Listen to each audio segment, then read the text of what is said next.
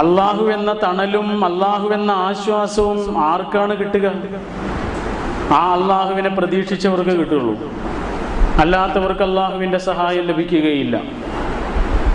നമ്മളോട് ഒരാൾ പറയുകയാണ്, ഞാൻ മീഞ്ചന്ത ബൈപ്പാസിൽ നിൽക്കാം, നീ അങ്ങോട്ട് വരണം, ഞാനവിടെ ഉണ്ടാവും. നമ്മൾ മീഞ്ചന്തയിൽ നിൽക്കുന്നതിന് പകരം നമ്മൾ പോയിട്ട് അരീക്കാട്ട് നിന്നാൽ ഇയാളെ നമ്മൾ കാണൂല. അയാൾ എങ്ങോട്ടാണോ നമ്മളെ വിളിച്ചത് അവിടെ നമ്മൾ ചെന്ന് നോക്കിയാൽ അയാളെ കിട്ടുള്ളൂ. എന്നതുപോലെ അള്ളാഹു നമ്മളോട് ആ അള്ളാഹുവിൻ്റെ സഹായം ലഭിക്കാൻ കാരണമാകുന്ന ചില പ്രവർത്തനങ്ങൾ ആവശ്യപ്പെട്ടിട്ടുണ്ട്. അത് നമ്മൾ ചെയ്യുന്നില്ല എങ്കിൽ ആ അള്ളാഹുവിൻ്റെ സഹായവും നമ്മൾക്ക് കിട്ടൂല. وَمَن يَتَّقِ اللَّهَ يَجْعَل لَّهُ مَخْرَجًا وَيَجْعَل لَّهُ فِي أَمْرِهِ يُسْرًا وَيَرْزُقْهُ مِنْ حَيْثُ لَا يَحْتَسِبُ. ഇതൊക്കെ ഖുർആൻ പറഞ്ഞിട്ടുണ്ട്. അള്ളാഹു നമുക്കൊരു എളുപ്പമുള്ള വഴി കാണിച്ചു തരും. അള്ളാഹു നമ്മൾക്ക് ഒരു പോംവഴി കാണിച്ചു തരും. നമ്മൾ പോലും വിചാരിക്കാത്ത വിധത്തിൽ നമ്മളുടെ കാര്യങ്ങളിലൊക്കെ അള്ളാഹു സൗകര്യങ്ങൾ കാണിച്ചു തരും. നമുക്ക് അന്നം തരും എന്നൊക്കെ പറഞ്ഞിട്ടുണ്ട്. പക്ഷെ അതിൻ്റെ മുമ്പ് ഒരു നിബന്ധന പറഞ്ഞിട്ടുണ്ട്. അതെന്താണ്? വമൻ യത്തഖില്ലാഹ. ആരാണ് പടച്ചവനെ സൂക്ഷിച്ചത്? അല്ലാത്തവർക്കല്ല. അള്ളാഹുവിനെ ജീവിതത്തിൽ സൂക്ഷിച്ചവർ ആരാണോ അവർക്ക് ആ അള്ളാഹുവിൻ്റെ സഹായം കിട്ടും. അപ്പം നല്ല കാലത്ത് പടച്ചവനെ സൂക്ഷിച്ച ആളുകൾക്കാണ് വിഷമമുള്ള കാലത്ത് ആ അള്ളാഹുവിൻ്റെ അടുത്ത് നിന്ന് സഹായം കിട്ടുന്നത്. നമ്മളെപ്പോഴാണ് ATM ഉപയോഗിക്കാറുള്ളത്? നമ്മൾ കുടുങ്ങണ നേരത്തെ ഉപയോഗിക്കുള്ളൂ. കുടുങ്ങണ നേരത്ത് ഒരാൾ ATM ഉപയോഗിക്കണമെന്നുണ്ടെങ്കിൽ എല്ലാ ആളുകളും ചെന്നാൽ ATM-ൽ നിന്ന് പണം കിട്ടൂല. ആ ബാങ്കിൽ അക്കൗണ്ടുള്ള ആളുകൾക്കേ പണം കിട്ടുള്ളൂ. അപ്പം നല്ല കാലത്ത് അയാൾ പണം ഡെപ്പോസിറ്റ് ചെയ്തു, അപ്പോൾ അയാൾക്ക് വിഷമമുള്ള കാലത്ത് പോയാൽ അത് കിട്ടും എന്ന് പറയുന്നത് പോലെ നല്ല കാലത്ത് സന്തോഷമുള്ള കാലത്ത് ഒരാൾ അള്ളാഹിനെ ഓർത്താൽ വിഷമുള്ള കാലത്ത് അയാളെ അള്ളാഹു ഓർക്കുമെന്ന് അള്ളാഹുവിൻ്റെ റസൂൽ സല്ലല്ലാഹു അലൈഹി വസല്ലം പറഞ്ഞിട്ടുണ്ട്. അപ്പൊ ജീവിതത്തിന്റെ എല്ലാ വഴികളിലേക്കുമുള്ള വെളിച്ചമാണ് അള്ളാഹുവിൻ്റെ ദീന്. അത് നമ്മുടെ കാര്യങ്ങൾക്ക് വേണ്ടിയുള്ള വെളിച്ചമല്ല. നമ്മൾക്ക് ലാഭമുള്ള കാര്യങ്ങളിൽ നമ്മൾക്ക് ദീന് വേണം.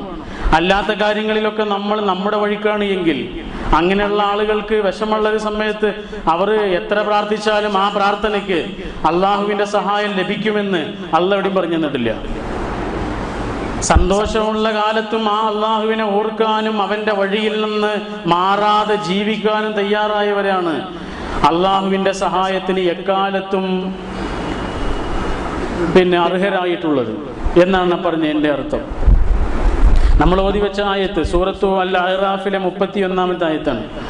അള്ളാഹു അവിടെ പറയുന്നത്, നിങ്ങൾ നിസ്കരിക്കുന്ന സമയത്ത് നിങ്ങൾ നല്ല അലങ്കാരമുള്ള വസ്ത്രങ്ങൾ ധരിക്കണം എന്ന് പറഞ്ഞാൽ നമ്മൾക്ക് ഏറ്റവും ഇഷ്ടപ്പെട്ട വസ്ത്രമായിരിക്കണം നമ്മൾ നിസ്കരിക്കുന്ന സമയത്ത് ധരിക്കേണ്ടത്. പുരുഷന്മാരുടെ വസ്ത്രത്തെക്കുറിച്ച് ഖുർആനിൽ ഒന്നും പറഞ്ഞു തന്നിട്ടില്ല. ആകെ പറഞ്ഞത് ഇതാണ്. ഇത് പുരുഷന്മാരെ കൂടി ബാധിക്കുന്ന ഒരു കാര്യമായതുകൊണ്ട് വസ്ത്രം എന്ന ഒരു കാര്യത്തെക്കുറിച്ച് വിശദീകരിക്കുമ്പോൾ പുരുഷന്മാരെ കൂടി ഉൾപ്പെടുത്തിക്കൊണ്ടുള്ള ഒരേ ഒരു വചനം ഇത് മാത്രമേ ഉള്ളൂ. എന്നാൽ സ്ത്രീകളുടെ വസ്ത്രത്തെക്കുറിച്ചോ പറയേണ്ടതൊക്കെ പറഞ്ഞു തന്നിട്ടുണ്ട്. എന്തിന്? സുരക്ഷിതത്വത്തിന്. എന്തിനാണ് സ്ത്രീകൾക്ക് അനന്തരാവകാശം കൊടുത്തത്? അത് ഇസ്ലാമിന് മുമ്പില്ലല്ലോ. എന്തിനാണ് സ്ത്രീകൾക്ക് അനന്തരാവകാശം കൊടുത്തത്? അവരുടെ സുരക്ഷിതത്വത്തിന്. എന്നാൽ സ്വന്തം വാപ്പയുടെ സ്വത്തിൽ നിന്ന് കിട്ടാനുള്ള ഏതെങ്കിലും ഒരു ഓഹരി എനിക്ക് വേണ്ട എന്ന് ഏതെങ്കിലും ഒരു പെണ്ണ് പറയൂ? ചോദിച്ചു വാങ്ങും. ആങ്ങളെയും പെങ്ങളും ഒക്കെ തെറ്റുന്ന ഒരേ ഒരു വിഷയം സ്വത്ത് വീതം വെക്കുന്ന സമയത്താണ്. അവിടെ ആങ്ങളെയും പെങ്ങളും ഒക്കെ തെറ്റിപ്പോകും. കാരണം എന്താണ്? എനിക്ക് പടച്ചോൻ തന്നതാണത്, അതെനിക്ക് വേണമെന്ന് പറയും ഏത് പെണ്ണും. അപ്പൊ അള്ളാഹു ഒരു പെണ്ണിന് അനന്തര സ്വത്ത് കൊടുത്തത് എന്തിനാണ്? നമ്മുടെ നാട്ടിലെ ഹിന്ദു സഹോദരന്മാർക്കിടയിൽ സ്ത്രീകൾക്ക് അനന്തര സ്വത്ത് കിട്ടിയത് 1850 ശേഷമാണ്. ഇസ്ലാം അത് പറഞ്ഞത് 1400 കൊല്ലങ്ങൾക്ക് മുമ്പാണ്. എന്തിന്? സ്ത്രീയുടെ സുരക്ഷിതത്വത്തിന്. അപ്പൊ അള്ളാഹു സ്ത്രീകൾക്ക് അനന്തര സ്വത്ത് കൊടുത്തത് ആ സ്ത്രീയുടെ സുരക്ഷിതത്വത്തിനാണ്. എന്നാൽ അതേ സുരക്ഷിതത്വത്തിന് വേണ്ടിയാണ് അതേ സ്ത്രീകളോട് അള്ളാഹു പറഞ്ഞിട്ടുള്ള വസ്ത്ര രീതി സ്വീകരിക്കണമെന്ന് പറഞ്ഞത്. പക്ഷെ അതിന് പല സ്ത്രീകളും നേരത്തെ നിർബന്ധം പിടിച്ചതുപോലെ ഇതിന് നിർബന്ധം പിടിക്കാറില്ല. അതെനിക്ക് അള്ളാഹു തന്നതാണ് എന്ന് സ്വത്തിന്റെ കാര്യത്തിൽ പറയും, ഇതെന്നോട് അള്ളാഹു പറഞ്ഞതാണ് എന്ന് വസ്ത്രത്തിന്റെ കാര്യത്തിൽ പറയൂല. പക്ഷെ രണ്ട് സുരക്ഷിതത്വത്തിനാണ്. സുരക്ഷിതത്വത്തിന് എന്ന് നമ്മൾ ഇന്ന് കൂടുതൽ അറിയുന്നുണ്ട്. ഇസ്ലാമികമായൊരു ഡ്രസ് കോഡ്, വസ്ത്ര രീതി സ്വീകരിച്ച ഒരു പെണ്ണിന് കിട്ടുന്ന സുരക്ഷിതത്വം മറ്റുള്ള സ്ത്രീകൾക്ക് പലപ്പോഴും ലഭിക്കാതെ പോകുന്നു. മുസ്ലിങ്ങളായ ആളുകൾ തന്നെ ആ ഡ്രസ് കോഡ് സ്വീകരിക്കാത്തത് കൊണ്ട് അവരും ഒരുപാട് അപകടത്തിൽപ്പെടുന്നു. നമ്മളത് വിശദീകരിക്കുന്നില്ല. അപ്പോൾ പുരുഷന്മാരെ കൂടി ഉൾപ്പെടുത്തിക്കൊണ്ട് വസ്ത്രത്തെക്കുറിച്ച് ഖുർആൻ പറഞ്ഞ ഒരേ ഒരു കാര്യം ഇതാണ് എന്നർത്ഥം. എന്നിട്ട് പറയുകയാണ് എന്ത്? വകുലൂ വശ്റബൂ, നിങ്ങൾ ഭക്ഷണം കഴിക്കണം, നിങ്ങൾ ആവശ്യമുള്ളതെല്ലാം ഭക്ഷിക്കണം. വലാ തുസ്രിഫു, നിങ്ങൾ അതിര് കടക്കരുത്. അതിര് കടക്കുക എന്ന ഒരു പ്രവർത്തനമുണ്ട്, അത് നിങ്ങൾ ചെയ്യരുത്. കാരണം ഇന്നഹു ലാ യുഹിബ്ബുൽ മുസ്രിഫീൻ, അള്ളാഹുവിന് അത് ഇഷ്ടമല്ല. അതിര് കടക്കുന്നവരെ, ധൂർത്ത് കാണിക്കുന്നവരെ, ദുർവ്യയം ചെയ്യുന്നവരെ, പരിധി ലംഘിക്കുന്നവരെ അള്ളാഹുവിന് ഇഷ്ടമില്ല. എല്ലാ വിഷയങ്ങളിലും അതിരുകളുമുണ്ട്, അതിര് ലംഘിക്കലുമുണ്ട്. അതിര് എന്ന് പറഞ്ഞാൽ അള്ളാഹു തന്നതാണ്. ആ അതിരുകൾക്ക് അപ്പുറത്തേക്ക് പ്രവേശിക്കൽ ഒരു മുസ്ലിമിന് അർഹതയില്ലാത്ത കാര്യമാണ്. നമ്മുടെ അതിര് എന്ന് പറഞ്ഞാൽ നമ്മുടെ ആദർശമാണ്. ആ ആദർശമാണ് നമ്മുടെ അതിർത്തി. അതിനപ്പുറത്തേക്ക് നമുക്ക് പ്രവേശനമില്ല. അപ്പൊ നമ്മുടെ ജീവിതത്തിന്റെ എല്ലാ മേഖലകളിലേക്കും അള്ളാഹു തന്നിട്ടുള്ള ഒരു അതിർത്തി ഉണ്ട്. അതിന്റെ പേരാണ് നമ്മുടെ ദീന്, മതം. അപ്പൊ ദീന് ഒരു മുസ്ലിമിന്റെ എല്ലാ മേഖലകളിലും കാണണം. അയാളുടെ സംസാരത്തിലുണ്ടാകണം, അയാളുടെ കുടുംബ ജീവിതത്തിലുണ്ടാകണം, അയാളുടെ വസ്ത്ര രീതിയിലുണ്ടാകണം. അതാണ് ഇവിടെ പറഞ്ഞത്. അയാളുടെ പെരുമാറ്റ രീതികളിൽ ഉണ്ടാവണം, അയാളുടെ വീട് നിർമ്മിക്കുമ്പോൾ ഉണ്ടാകണം, അയാൾ കുട്ടികളെ വളർത്തുമ്പോൾ ഉണ്ടാകണം, അയാളുടെ വ്യക്തിപരവും കുടുംബപരവും സാമൂഹികവുമായ എല്ലാ വശങ്ങളിലും അയാളുടെ ദീന് അയാളുടെ മുന്നിൽ നിൽക്കണം. അതാണ് ആ പറഞ്ഞതിൻ്റെ അർത്ഥം. വിശുദ്ധ ഖുർആൻ ഒരുപാട് സ്ഥലങ്ങളിൽ ധൂർത്തിനെ കുറിച്ച് പറയുന്നുണ്ട്, അതിൽ നിന്ന് മാറി നിൽക്കാൻ പറയുന്നുണ്ട്. അള്ളാഹു നീതിമാനാണ്. നിങ്ങളൊന്ന് നോക്കൂ, നമ്മുടെ ഈ മീൻചന്ത എന്ന് പറഞ്ഞുള്ള പ്രദേശം, ഈ മീൻചന്തയിലെ എല്ലാ ആളുകൾക്കും സുഖമായി ജീവിക്കാൻ ആവശ്യമുള്ള പണം അള്ളാഹു ഈ നാട്ടിൽ കൊടുത്തിട്ടുണ്ട്. പക്ഷേ ചില ആളുകൾ കുറച്ച് അധികം കൊടുത്തിട്ടുണ്ട്. എന്നിട്ട് അവരോട് പറഞ്ഞു എന്താണ് ചെയ്യേണ്ടത് എന്ന്. പക്ഷെ അവരത് മറന്നുപോയി. അവരുടെ കയ്യിൽ അള്ളാഹു പണം കൊടുത്തത് അവർക്ക് സുഖിക്കാനായിരുന്നില്ല. ഈ നാട്ടിലെ ഒരുപാട് ആളുകൾക്ക് ആവശ്യമുള്ള പണമാണ് അള്ളാഹു അവരുടെ കയ്യിൽ കൊടുത്തിട്ടുള്ളത്. പക്ഷെ അവരത് മറന്നുപോയി. അവരെ കുറിച്ച് ആലോചിക്കുന്നതിനിടയിൽ പാവപ്പെട്ട മനുഷ്യരെ മറന്നുപോയി. എല്ലാ നാടുകളിലെയും സ്ഥിതി ഇതാണ്. അവരുടെ മക്കളെ കുറിച്ച് ആലോചിക്കുന്നതിനിടയിൽ പാവപ്പെട്ടവരുടെ മക്കളെ മറന്നുപോയി. അവരുടെ വീട് നിർമ്മിക്കുന്നതിനെ കുറിച്ച് ആലോചിക്കുന്നതിനിടയിൽ ഒരു വീട് സ്വപ്നം കാണുന്നവരെ മറന്നുപോയി. അവർക്ക് വാഹനം വാങ്ങുന്നതിനെ കുറിച്ച് ആലോചിക്കുന്നതിനിടയിൽ ഒരു നേരത്തെ ഭക്ഷണം പോലും കഴിക്കാൻ സ്വപ്നം കാണുന്ന മനുഷ്യരെ അവർ മറന്നുപോയി. ഒരു നേരത്തെ ഭക്ഷണത്തിന് 100 കണക്കിന് രൂപ ചെലവഴിക്കുന്ന ആളുകൾ നമ്മുടെ ഇടയിലുണ്ട്. അങ്ങാടിയിൽ പോയിട്ട് ചൈനീസ് ഭക്ഷണശാലയിൽ പോയിട്ട് ഒരു നേരം 2 മക്കളും വാപ്പയും ഉമ്മയും ഭക്ഷണം കഴിക്കുന്നതിന്റെ ബില്ല് 500 രൂപയും 600 രൂപയുമാണ് ഏറ്റവും ചെറുത്. ആ 500 രൂപയും 600 രൂപയും കിട്ടിയിരുന്നെങ്കിൽ ഒരാഴ്ച മുഴുവനും സുഖമായിട്ട് ജീവിക്കുന്ന മനുഷ്യന്മാർ നമ്മുടെ ചുറ്റുമുണ്ട്. ആ മനുഷ്യന്മാർ ചുറ്റും ഉണ്ടാകുമ്പോൾ തന്നെയാണ് അവരുടെയൊക്കെ നടുവിലൂടെ നമ്മുടെ കാർ ഓടിച്ചു പോയിട്ട് ഭക്ഷണം കഴിച്ചിട്ട് ഏമ്പൊക്കെ ഇട്ടിട്ട് തിരിച്ചു വന്നത്. നമ്മൾ തന്നെയാണ് കൃത്യമായിട്ട് ചെയ്യുന്നത്. നമ്മൾ നിസ്കാരത്തിന്റെ സമയമൊന്നും തെറ്റിക്കുന്നില്ല, കൃത്യമായിട്ട് പോയി നിസ്കരിക്കുന്നുണ്ട്. അങ്ങനെ നിസ്കരിക്കുന്ന ആളുകളെ കുറിച്ചാണ് അള്ളാഹു പറഞ്ഞത് വൈലുലിൽ മുസല്ലീൻ, അവനൊന്നും നിസ്കരിച്ചിട്ട് ഒരു കാര്യമില്ല എന്ന്. കാരണം എന്താ? ലാ യദഉ അലാ തുആമിൽ മിസ്കീൻ, ഒരു പാവപ്പെട്ടവന് പൈസ വല്ലതും കൊടുക്കാൻ അവന്റെ കയ്യിൽ ഇല്ലെങ്കിൽ അത് കൊടുക്കാൻ കഴിയുന്ന ഒരാളോട് ചെന്നിട്ട് എൻ്റെ അയൽപ്പക്കത്ത് ഇങ്ങനെ പാവപ്പെട്ട ഒരു മനുഷ്യനുണ്ട് എന്ന് ഒന്ന് പറയാൻ പോലും അവൻ ഇക്കാലം വരെ തയ്യാറായിട്ടില്ല. എന്നിട്ട് അവൻ പോയിട്ട് കൃത്യമായിട്ട് നിസ്കരിക്കുന്നത് എന്തിനാണ് എന്നാണ് അള്ളാഹു ചോദിച്ചത്.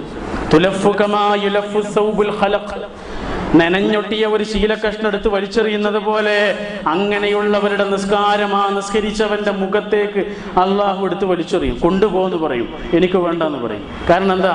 അവന്റെ നിസ്കാരം കൊണ്ട് ജീവിതത്തിൽ ഉണ്ടാകേണ്ട ഒന്നും ഉണ്ടായിട്ടില്ല. അങ്ങനത്തെ നിസ്കാരം അള്ളാഹ്ക്ക് വേണ്ടെന്ന് പറഞ്ഞു. അപ്പൊ വൈലുല്ലിൽ മുസല്ലി എന്ന് പറഞ്ഞത് ആരെ കുറിച്ചാണ്? വേറെ ആരെയോ കുറിച്ചാണോ? നമ്മൾ മനസ്സിലാക്കേണ്ടത് നമ്മളെ കുറിച്ചാണ് എന്നാണ്. നമ്മുടെയൊക്കെ വീട്ടിൽ ഉപയോഗിക്കാതെ കിടക്കുന്ന വസ്ത്രങ്ങളൊന്ന് കൂട്ടിച്ചു നോക്കൊണ്ടു. നമ്മുടേതും നമ്മുടെ കുട്ടികളതും നമ്മുടെ കുടുംബത്തിലുള്ള എല്ലാ ആളുകളുടെയും നല്ല നല്ല വസ്ത്രങ്ങൾ, ഉപയോഗിക്കാതെ കിടക്കുന്ന വസ്ത്രങ്ങൾ ഒരു ദിവസം ഒന്ന് കൂട്ടിച്ചു നോക്കിയാൽ അത് കണ്ടാൽ കരയുന്ന മനുഷ്യന്മാരുണ്ട് നമ്മുടെ ചുറ്റും. ഒരു പെരുന്നാൾ വരുമ്പോൾ, ഒരു വിഷു വരുമ്പോൾ, ഒരാഘോഷം വരുമ്പോൾ ഒരു കുട്ടികൾക്ക് വസ്ത്രം വാങ്ങിക്കൊടുക്കാൻ കഴിയാതെ കൈമലർത്തുന്ന പഴയ വസ്ത്രം വീണ്ടും കുട്ടികൾക്ക് കൊടുത്ത് വിരുന്നു പോകുന്ന സാധുക്കളായ ഉമ്മമാരും അമ്മമാരും നമ്മുടെ ചുറ്റുമുണ്ട്. ഈ കടപ്പുറം ഭാഗങ്ങളിലേക്കൊക്കെ ഒന്ന് ചെന്ന് നോക്കണം. നമ്മൾ എന്താണ് അവരുടെ കഷ്ടപ്പാടുകൾ എന്ന് നമ്മൾ അപ്പോഴാണ് അറിയുന്നത്. നമ്മുടെ വിഷമങ്ങളൊന്നൊരു വിഷമങ്ങളല്ല എന്നും നമ്മൾ തിരിച്ചറിയൽ അപ്പോഴാണ്, പാവപ്പെട്ട മനുഷ്യരെ കാണുമ്പോൾ. അതുകൊണ്ടാണ് അള്ളാഹുവിൻ്റെ റസൂൽ അവരെ പോയി കാണാൻ പറഞ്ഞത്. രോഗികളെ കാണാൻ പറഞ്ഞിട്ടില്ലേ? പാവപ്പെട്ടവരെ പോയി സന്ദർശിക്കാൻ പറഞ്ഞിട്ടില്ലേ? നമ്മുടെ മുന്നിൽ കൈ നീട്ടി വരുന്നവരെയല്ല, നമ്മുടെ മുന്നിൽ കൈ നീട്ടുവാൻ മടിച്ചു നിൽക്കുന്നവരെ അന്വേഷിക്കണം എന്ന് പറഞ്ഞിട്ടില്ലേ? അവരാണ് മിസ്കീൻ എന്ന് പറഞ്ഞിട്ടില്ലേ? ഫക്കീർ എന്ന് പറയുന്നത് നമ്മൾ കാണുന്ന ആളുകളാണ്. മിസ്കീൻ എന്ന് പറഞ്ഞാൽ അഭിമാനബോധം കൊണ്ട് ഒരാളുടെ മുന്നിലും കൈ നീട്ടുവാൻ കഴിയാതെ മടിച്ചു നിൽക്കുന്ന, വിഷമങ്ങൾ സഹിച്ചു കഴിയുന്ന, കടിച്ചമർത്തുന്ന പാവപ്പെട്ട മനുഷ്യരാണെന്ന് പറഞ്ഞിട്ടില്ലേ? മിസ്കീനുകളെ എങ്ങനെയാണ് സഹായിക്കുക? നമ്മൾ ഇറങ്ങണം, നമ്മൾ കാണണം, നമ്മൾ അന്വേഷിക്കണം. ആ അന്വേഷിക്കേണ്ട ബാധ്യത ഓരോ മുസ്ലിമിന്റെ ചുമലിലും അള്ളാഹു കൊടുത്തിട്ടുണ്ട്. അതാണ് നമ്മൾ പറഞ്ഞത്, ഓരോ നാട്ടിലും അവിടെയുള്ള എല്ലാ ആളുകൾക്കും ജീവിക്കാൻ ആവശ്യമായ പണം അള്ളാഹ് അവിടെ കൊടുത്തിട്ടുണ്ട്. പക്ഷെ ചില ആളുകൾ കുറച്ച് അധികം കൊടുത്തു, എന്നിട്ട് എന്താണ് ചെയ്യേണ്ടതെന്ന് അവർക്ക് പറഞ്ഞു കൊടുത്തു. പക്ഷെ അധികം ആളുകളും അത് മറന്നു പോകുന്നു. വായ്പകളാണ് നാട് മുഴുവനും.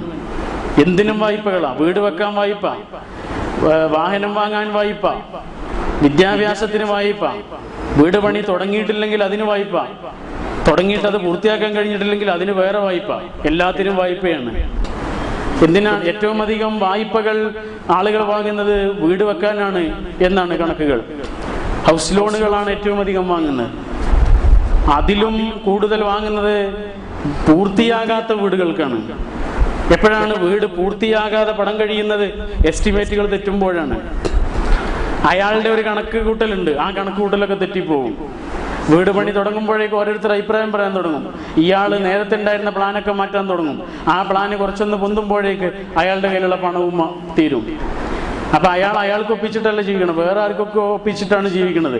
അങ്ങനെ ആകുമ്പോൾ അയാൾക്ക് ഒരു വായ്പയ്ക്ക് വേണ്ടി ക്യൂ നിന്നാൽ തീരൂല, ഒരുപാട് വായ്പകൾക്ക് ക്യൂ നിൽക്കേണ്ടി വരും. വായ്പകൾ എങ്ങനെ വാങ്ങാമെന്നല്ല, വായ്പകൾ എങ്ങനെ വാങ്ങാതിരിക്കാന്നാണ് നമ്മൾ ചിന്തിക്കേണ്ടത്. അതൊരു പലിശപ്പാമ്പാണ്. നമ്മൾ അതിനെ തോളത്ത് ചുറ്റരുത്. അത്രയും ജാഗ്രത ആ വിഷയത്തിൽ ഉണ്ടാകണം. അപ്പൊ വായ്പകൾക്ക് നമ്മൾ ക്യൂ നിൽക്കാതെ ഉണ്ടാവണമെങ്കിൽ എന്ത് വേണം? നമ്മൾക്കനുസരിച്ച് ജീവിക്കണം. അള്ളാഹുവിന്റെ റസൂൽ സല്ലല്ലാഹു അലൈഹി വസല്ലം പറഞ്ഞിട്ടുണ്ട്, മിൻ സആദത്തി ബിനി ആദമ സലാസ. ഏതൊരു മനുഷ്യനും ഉള്ള ഏറ്റവും വലിയ സൗഭാഗ്യം എന്ന് പറഞ്ഞാൽ 3 കാര്യങ്ങളാണ്. ഏതൊക്കെയാണ്? അതുപോലെ തന്നെ വമിൻ ശഖാവത്തി ബിനി ആദം സലാസ. ഒരു മനുഷ്യന്റെ ഏറ്റവും വലിയ ഇടങ്ങേറ് എന്ന് പറയുന്നത് 3 കാര്യമാണ്. ഏതാണ് ഐശ്വര്യങ്ങളായ 3 കാര്യങ്ങൾ? അത് അൽ മർഅത്തു സ്വാലിഹ, നല്ല ഒരു സ്വാലിഹയായ ഇണയെ ജീവിതത്തിൽ കിട്ടുക എന്നുള്ളതാണ്.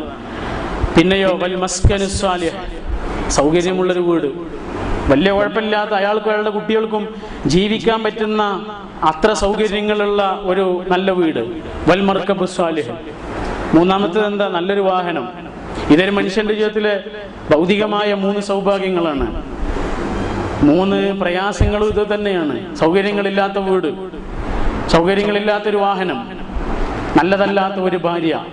അതൊരു മനുഷ്യന്റെ ജീവിതത്തിൽ ഈ ലോകത്ത് നിന്ന് അയാൾ മരിച്ചു പോകുന്നത് വരെ അയാളുടെ മനസ്സിലെ വിഷമമായി കിടക്കും എന്നാണ് അല്ലാഹുവിന്റെ റസൂൽ പറയുന്നത്. അതൊരു ദൗർഭാഗ്യമാണ് എന്നർത്ഥം. അപ്പൊ സൗകര്യങ്ങളുള്ള വീട് വേണം. ഇത് റസൂല് പറഞ്ഞിട്ടുണ്ട്, ഖുർആനും പറഞ്ഞിട്ടുണ്ട്. എന്ത്? ഭൂമിയിൽ നിങ്ങൾക്ക് കിട്ടാനുള്ള ഒന്നും നിങ്ങൾ മറക്കണ്ട. അള്ളാഹു നിങ്ങൾക്ക് സൗകര്യങ്ങൾ ഒരുക്കി വെച്ച് തന്നിട്ടുണ്ട്, അതൊന്നും നിങ്ങൾ കൊണ്ടുപോകാതെ പോകണ്ട.